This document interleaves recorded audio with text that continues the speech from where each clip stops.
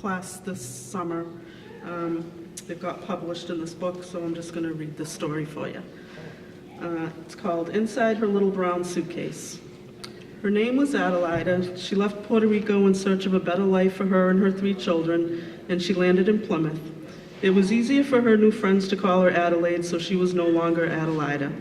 Inside her little brown suitcase, she carried all her dreams, her hopes, faith, courage, and very little money. And as soon as she found a job and saved enough money, she would send for me, the youngest of her 3. She didn't speak English, so she took a class at the local high school where she learned the language. Soon she found a job as a waitress at a small restaurant in town. The Portuguese women in our neighborhood became her friends and turned into our family. Adelaida was becoming an American woman, yet longed for her homeland and relied on her memories to carry her through long days of work and longer nights of loneliness. Finally, the day arrived. Her youngest daughter was coming home. I was told my father brought me to the airport and put me on a plane to Boston. I was still a baby when my mom had left, and I didn't remember her, so I called her Lady. My mom had left, and I didn't remember her, so I called her Lady, sorry. I'm sure it broke her heart that her daughter didn't know her, but it may have given her strength to work harder so she could send for my brother and my sister. The early years must have been a struggle, but we never knew it. We had everything we needed, a loving home, our beautiful mom who loved us very much, more than life itself. I know now her faith in God gave her the courage and hope she needed to cope, and we went to church every Sunday. Good times would soon change when she became deathly ill. Sister George Marie not only took care of us while my mom was at Mass General, she also insisted if anything were to happen to my mom, that her 3 children would not be separated and that we must be adopted together. Later in life, my mom would tell us she was so close to death that she saw her father at the end of the hospital bed waiting for her as a priest was brought in to give her her last rites. But she couldn't leave us, and miraculously she survived and recovered. In the blink of an eye, we grew up and started families of our own. She loved spending time with her children and going to bingo with her sister, who had brought her family here too. She adored her grandchildren, and I wish her great-grandchildren had gotten to know her, yet I can see she lives on in all of them. Her heart was that of gold, and she ended her journey on this earth in 1993. I wish I had known I only had 31 years to show her how much I loved her. I still have her little brown suitcase. It is now weathered and cracked and very old, but I still feel her love inside. It now carries my hopes, my dreams, my courage, and my faith. I made Spanish rice and beans the other day. I haven't made that dish in forever. My mom stopped by to see me in my dreams that night. I knew she would be stopping by because when I went to bed, the light on my nightstand kept flickering on and off. I fell asleep and there she was.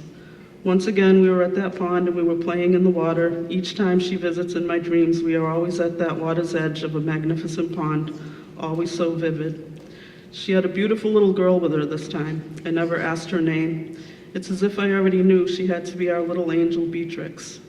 I woke up for a moment. I didn't want the dream to end, but when I fell back asleep, she was still with me.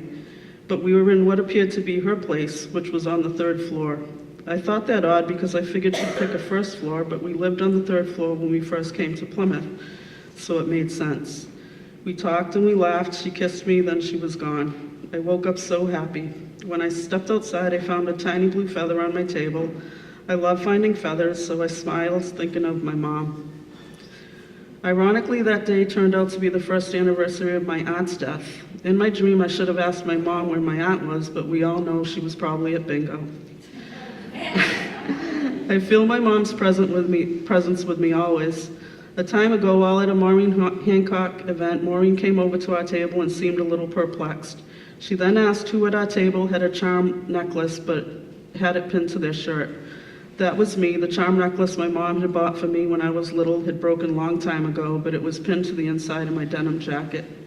One of the things Maureen told me was how much my mom loves riding around in my car with me, which explains why I always listen to 70s music when I'm in my car now. My mom always has a way of showing up in my brother's eyes. I catch her all the time in my sister's voice, and I am honored to have her crooked smile. Recently, my grandson, who is 4, told me he was going to visit his cousin. When I asked her name, he said Adelaide. I love hearing him say her name. What are the odds he would have a cousin named Adelaide? Last night, I brought my grandson outside to look up at the stars. At first, he only saw one. I told him, stare at that one, and next thing you know, stars will appear all around that one, and before you know it, you'll see a million. He was patient. I'm sure it was because he was tired. He looked back up at the night sky. I could hear him counting all the stars. He got to 20 before his little question started. What is a star, Grandma? I replied, stars are my favorite. I was a star collector a long time ago, and you will learn all about them when you get older and go to school, but always remember that when it's really dark, that is when stars will shine the brightest. Can we touch them? No, they are too far away because they are way up there in heaven. What is heaven? That's a place filled with love where all our loved ones go when they leave our earth. Their angel wings are the stars you see. They shine so bright to let us know they are still with us. What is earth? We are standing on it right here, right now.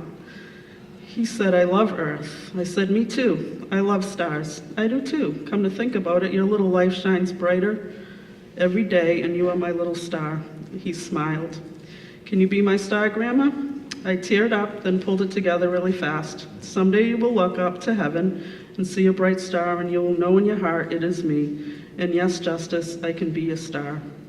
We looked back up at the starlit sky, and I could feel so much love. We hugged, I gave him a kiss, and we went back inside. I love knowing my mom and all our loved ones are shining their love down on us, and we are all made of stardust. We are only here for a moment in time. All we really have on this earth is each other, right now, right here. Be kind, love one another, and let your love light shine. My mom taught me that. Mi madre, mi corazón, mi Adelaida. Thank you.